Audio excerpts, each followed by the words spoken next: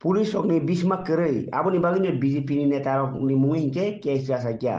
Dolesor ni sikla nokuni hamjok thimani pati mungo, pulis sok ni mungi oma keno, korang tisaka, koroksa yaksi, bodol ni adongzuk. Kenanya di, bolai mani tok ni mani pati mungo bo, রাজনীতি খেলাই পুলিশক কাবো ফান্টং করেছে কাহিনী শেলসা কাবো খো আমরা সারা ভারত গণতান্ত্রিক নারী সমিতি সদর মহকুমা কমিটির পক্ষ থেকে এখানে এসেছি এবং এই লোকালের যারা নেতৃত্ব ওনারা আছেন তো আমরা দেখলাম যে গত 1 অক্টোবর আমরা খবর পেলাম যে ধলেশ্বরে একজন গৃহবধূ সুজাতা কর্মকার হাজব্যান্ড শেখর কর্মকার তো হাজব্যান্ড এখন কি হয়েছে আমরা জানি না কিন্তু সুজাতা কর্মকার হ্যাঙ্গিং অবস্থায় সুজাতা কর্মকারকে দেখা গেছে তো আমরা চাই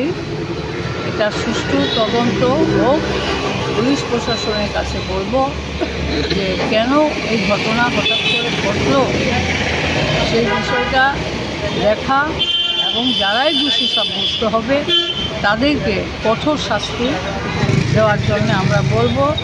আমরা সবসময় বলি যে নারীদের উপর যে নির্যাতন গোটা রাজ্য জুড়ে হচ্ছে, আমাদের সদর এলাকায় হচ্ছে, এই নির্যাতন যেখানেই হবে নারীদের সেখানে যাতে কোনো ধরনের রং না দেখা হয়। এই রং দেখতে গিয়ে আমরা লক্ষ্য করছি যেখানে মহিলারা নির্যাতিত হচ্ছেন, যাচ্ছেন থানায়, থানাবাবুরা যখন জানছেন যে ওরা বিজেপির লোক তো অভিযোগ তো নিচ্ছেনই না, উল্টো বলছেন মীমাংসা করেন।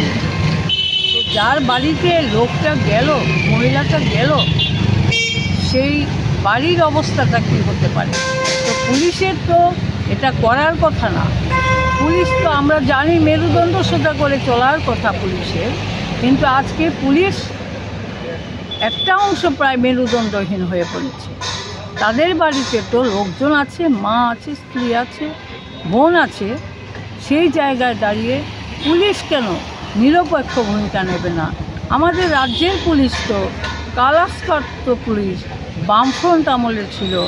বামফ্রন্ট সরকার কখনো বলেনি যে অপরাধী নিজের দলের লোক যদিও হয় তাদেরকে ছাড়া, সেটা কম ছিল।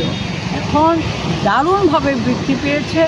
সামাজিক অবক্ষয় থেকে শুরু করে সমস্ত দিক দিয়ে আমাদের রাজ্যের যে বর্তমান আইন শৃঙ্খলা পুরোপুরি ভেঙে পড়েছে।